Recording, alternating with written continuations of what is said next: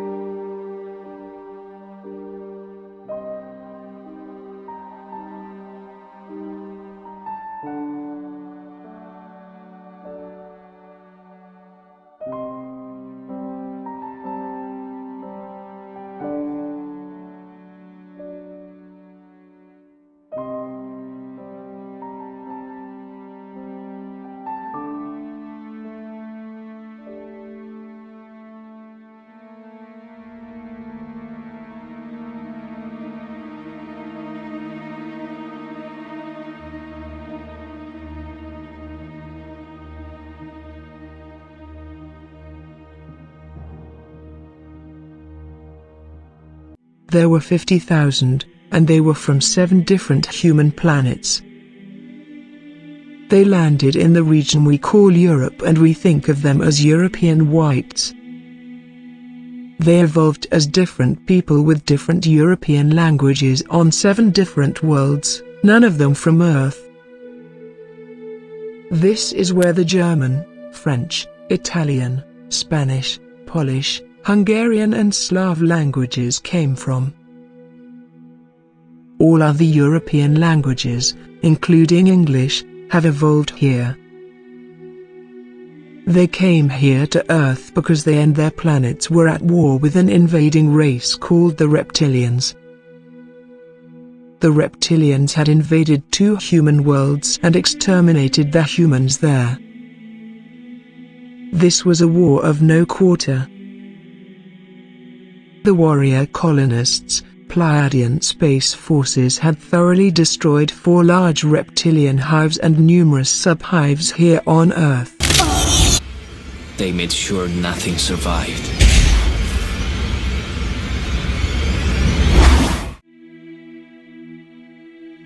Their warrior colonists were landed to complete any additional destruction of reptilian forces here, and to hold the planet if the reptilians re-invaded.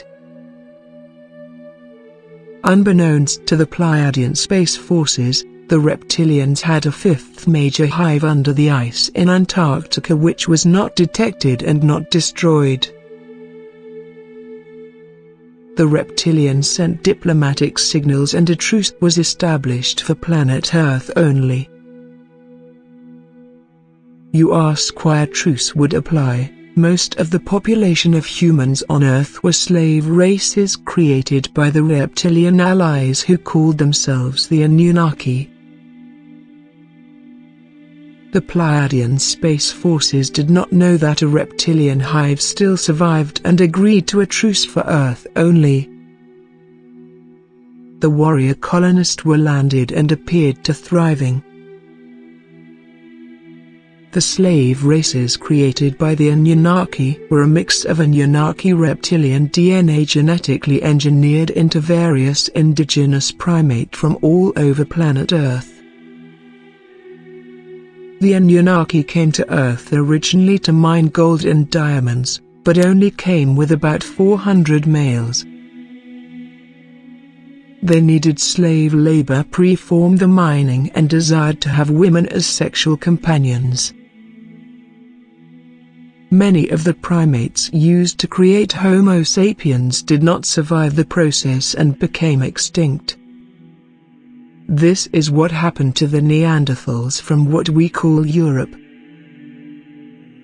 It also explains why there was no indigenous population to contest the landings of the Pleiadian warrior colonists.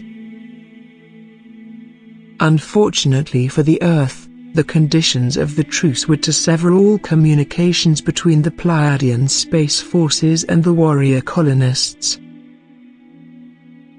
They were left to fend for themselves and soon turned to fighting amongst themselves and, eventually, conquering the known world.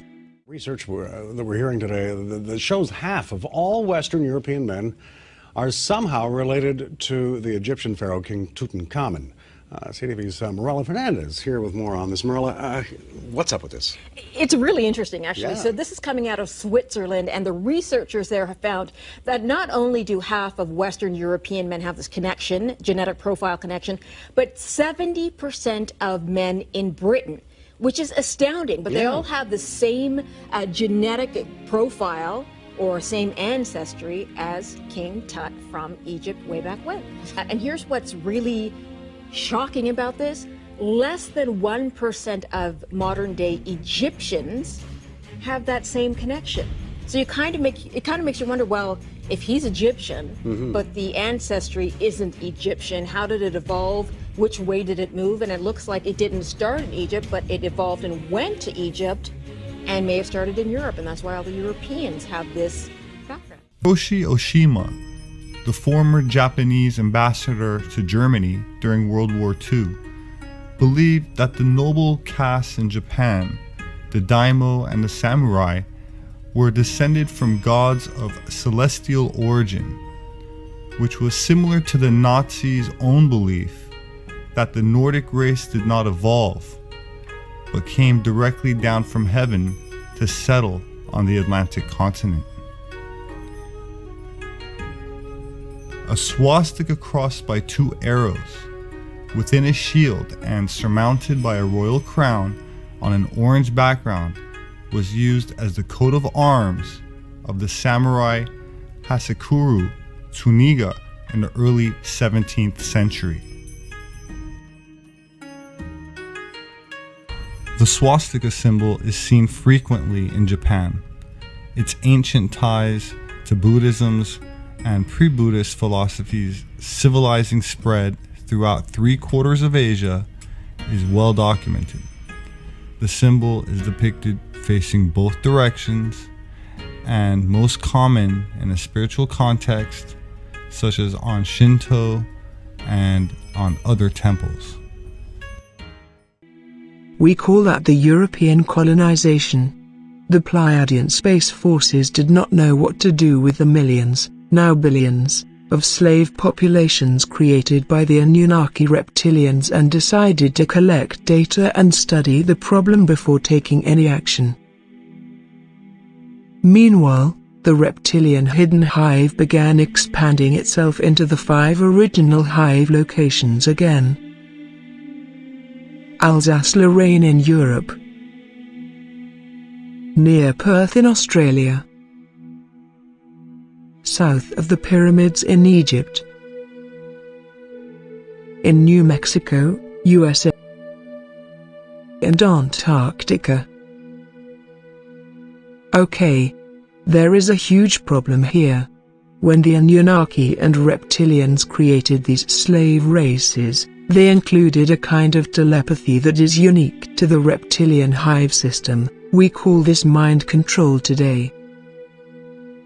So, as the reptilian hive expanded into all 5 hives again, the reptilians were able to use mind control on the slave races with greater and greater success. This was something the Pleiadian space forces were unaware about until recently, since the year 2000. There have been dramatic developments in the wars between Pleiadian humans and the reptilians and Anunnaki Grey allies. Without going into detail, the Pleiadian humans defeated the reptilians in several large space engagements and learned how to defeat all reptilians' forces here on Earth in a stealthy way. They jammed the Hive Queens. In September of 1991, the Space Shuttle Discovery captured an unidentified object on film. What you're seeing now is actual footage shot by NASA cameras from that shuttle mission. Watch the top of your screen. Note the object that moves from right to left. 2 mysterious flashes, and it makes an immediate 135-degree turn and accelerates. This is followed by a strange streak of light, which seems to narrowly miss the unknown object. This dramatic footage has been in dispute since it was shot. I studied it extensively over maybe a 2-year period at least. University of Nebraska physicist Jack Kasher worked for nearly 10 years in the research and development of a Star Wars defense system for the upper atmosphere. His quantitative analysis of the NASA footage concludes that the UFO cannot be explained as a natural phenomenon. It's clearly above the atmosphere and air glow of the Earth. It maneuvers, it changes direction, it accelerates, and so the only thing really left is spacecraft. Now, we are finally free of the reptilian mind control, or at least the reptilian part of it. I am going to digress a bit. Think of the many wars that have been fought on Earth over the last 300 years. There was the First Worldwide War between France, Holland, Spain and England, which included the American Revolution, lots of fighting in the Caribbean and India. Then there was the Napoleonic Wars, the American Civil War, the War of 1870, the Spanish-American War, WW1 and WW2. The odd thing is that most of the fighting and blood spilled came from Europeans or European colonists. The reason for this is that the reptilians did not have a mind control capability over the Pleiadian human warrior colonists and engineered ways to kill off as many of them as possible in wars and diseases. Over the past 100 years, or so, Europe and much of the world has experienced a collectivist philosophy and system of governance called socialism or communism or fascism, which was almost responsible to another bloodbath, but WW3 did not happen. We told you about a possible missile, rocket, or maybe airplane that was seen off the coast of California on Monday. Today there still aren't many answers as to what it actually was, but one woman says she has some answers. You'd be surprised to find out where she's getting her information from. Colleen Thomas is a home health administrator turned physicist who specializes in the science of creation. And she's the mother of a race of good aliens here on Earth called Pleiadians. She says she knows exactly what happened with that missile, and she joins me now from Roseville, California. Colleen, thanks so much for joining me. First of all, tell me what you know about what happened with that supposed missile. It was I got in my ear, as it were, as I was sleeping, that it was a missile fire, President Obama trying to start a war with Iran.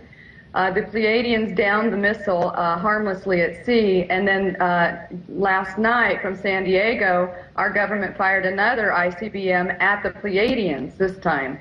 But the Pleiadians ships are able to change density and do all kinds of things that these guys on this planet have never imagined. And a rocket could pass right through them and not harm them. And plus, they can outrun it too if they wanted to just get out of the way. But it's really kind of silly to think that we can take on a race that's been around for many, many, many millions of eons longer than the reptilians.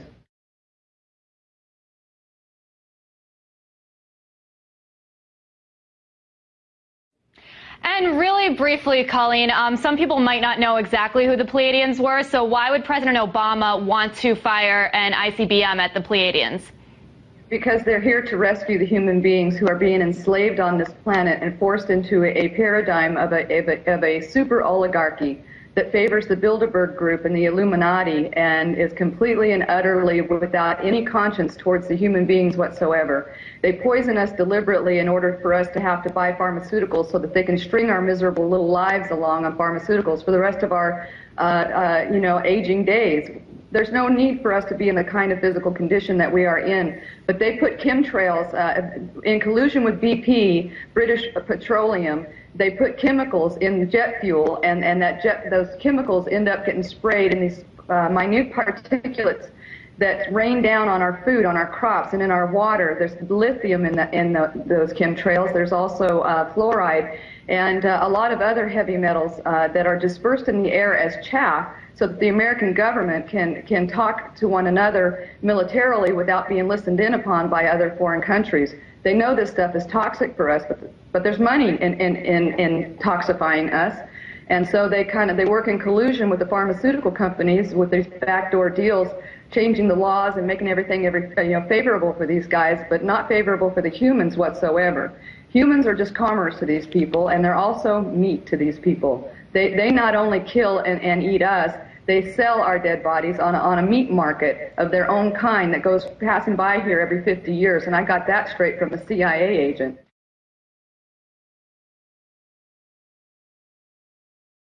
This is a direct result of reptilian mind control over our leaders in the Western world. Yep, the reptilians started kidnapping people and putting DNA implants in them.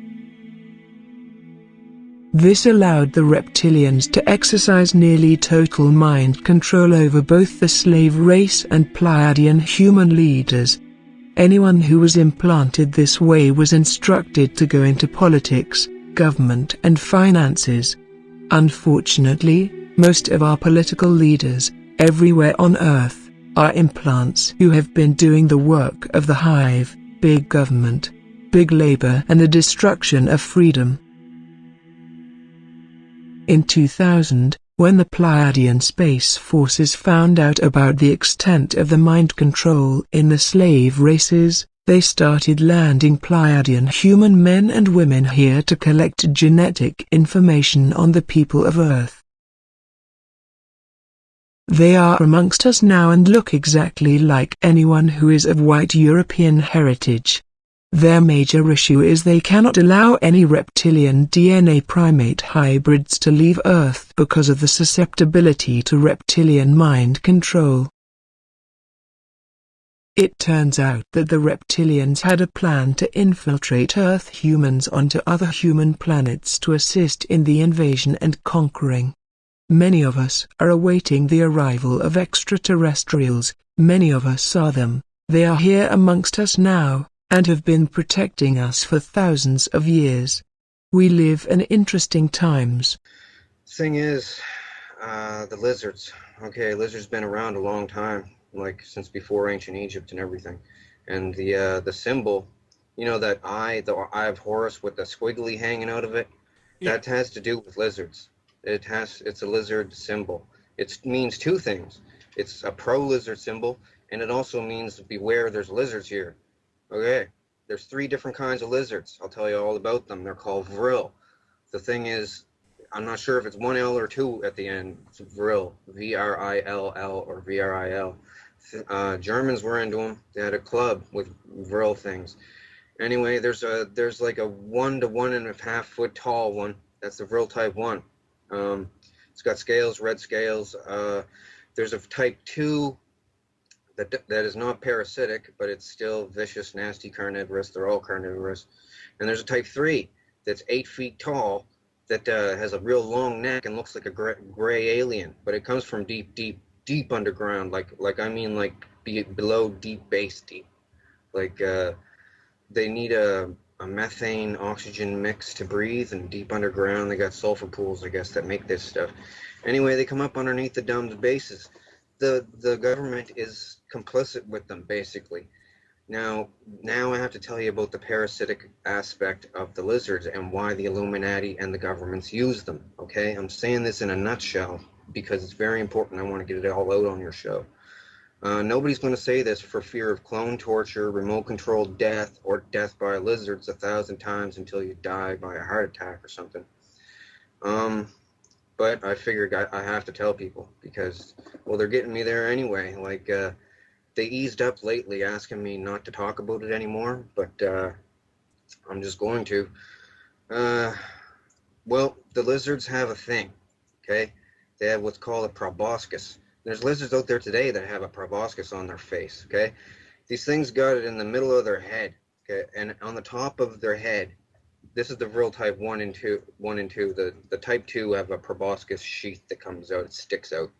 The type 1s, for instance, it's like a chocolate chip, it looks like, basically the tip of it.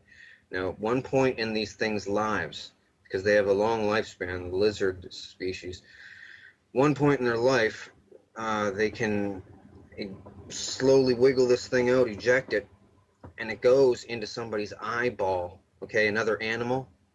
Now, it wiggles in by the sense of taste. They described this to me so, like, when I was like 18 years old there, and told me about it different times throughout the years of going there. They can bring you there every single night if they want to, and they did bring me there every night. They laughed at me when I said I was going to tell the world about this. They said, nobody's ever going to believe me. You won't put it together in a eloquent way. People will think that technology isn't that advanced yet with cloning, because they just clone the sheep, right? No. They've been cloning people a long time this way. Thing is, the lizard, okay, the thing squiggles in through the eye. It does a spiral around the optic nerve all the way to a certain point, and it's driven there by taste. And they said once it gets there, it has the taste of butterscotch, and then it does a feeling like holding your breath and going, pushing outwards. And at the tip of this chocolate chip, it then starts what they call sweating the quill. Now, the spinal cord stuff comes out of the spinal cord, out of the chocolate chip thingy, and it's everything that the lizard is. The lizard's whole body is dead. The little lizard thing is dead, and it can't go back in. Can't get it back in. It's one way. Once it excretes this stuff, sweats this quill thing, the person's debilitated for an unknown amount of time. I don't know how long. But when they come back, they have to have some recovery time. But when they come back, they are not the person anymore. They are then the lizard. Let me put this to you flatly. The old person's consciousness is gone. The body is absolutely, totally dominated, and the lizard is smarter as a human then, and totally controls everything. Over time, it'll develop a rash. It'll lose its hair. Thing is, these things are all over the place, and they mimic human behavior. In fact, one of their names in the past is Mimic. A lot of the people that you hear about in the news that are getting people and chopping them up in the basement and eating them and stuff, frying them up, these are what they call drones. They're parasited hosts of the lizards. They like to make them. The only thing a drone wants to do is make more, have sex, and torture someone. Like, it's a different kind of mentality. It's hard to explain. When they at the cloning station, when they victimize someone, it gives them a powerful feeling, and it's the nerdy way, you know, that nerdy aspect of it. Oh, I got something over someone, but they do that to the extreme. Oh, and alien abductions. Let me tell you something. They videotape alien abductions. They set up alien abductions with Hollywood makeup and stuff. Like, not all of them. I can't say all of them. Some of them might be real for all I know. But I've seen the set. It's a really crappy looking saucer. You just walk up a ramp into it. They never see the outside of it. But they clone people, right?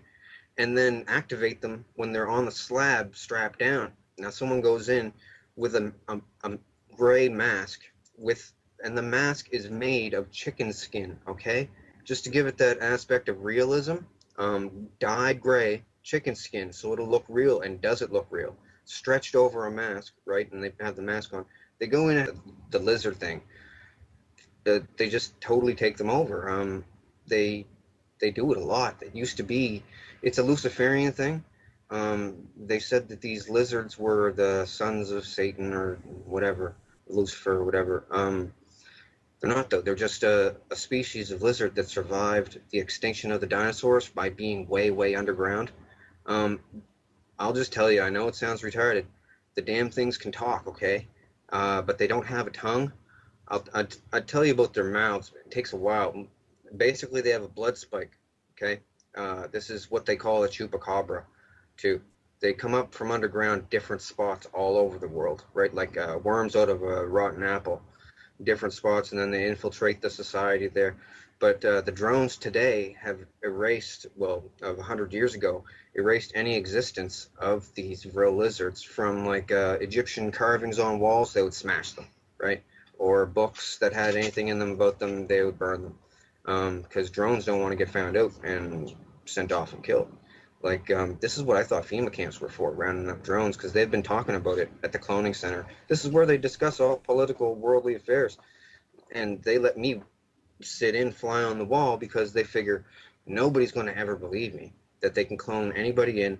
Everybody there is bored of it, the whole technology. It lost the novelty like 10 years ago, right? So they go there and they talk to Brad Pitt, and let me tell you, all the celebrities, because they bring them there, and they tell them, look, you're here, you're going to hang with us. If you don't want to, well, if they cry and make a fuss like Lauryn Hill from the Fugees, make a song about I Get Out and stuff, they let her not go to the cloning station. They don't activate her, let her have normal dreams. But other people, they really grill them to stay. And they say, if you ever talk about it, you're going to die.